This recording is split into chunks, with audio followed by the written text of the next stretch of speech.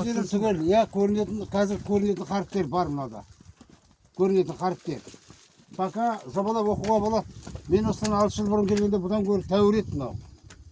Тәуір еді. Мынау, өткесе мынарда бір ағаштан сұрайып тұрды. Я, мен келіп кеткенде. Енді жаңағы, енді мынадай мамандар қолдарына түсе бермейді. Алматыдан әдейі келіп тұрған мысалы. Осы кісі Шағатайдың маманы. Енді бұл кісіні міне көріп отырсыздар. Қаракесек руының дейді.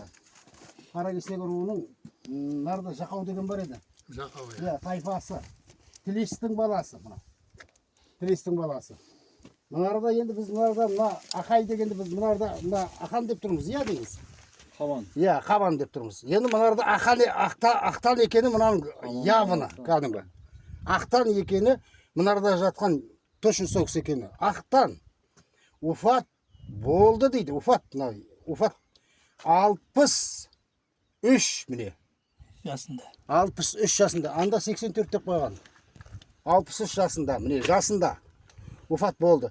Қылдырды баласы Айқашқа дейді. Айқасқа деп. Енді Айқашқалардың ырғыз жақта жатыр. Айқашқаның баласы 13 жасында өлген, ол да сояқты жатыр. Бұнамен бірге тұратын ес дейтін бар. Ес тұқымның арғы өтінде жатыр. Айдың баласы, Ақтанның баласы. Сол Ақтанның арғы өтінде жатыр. Сол ес кімді Жанқожаға атқосшы болады. Жанқожаға атқосшы болғанда Жанқожа айтады. Таңба міне. Сен ес дейді.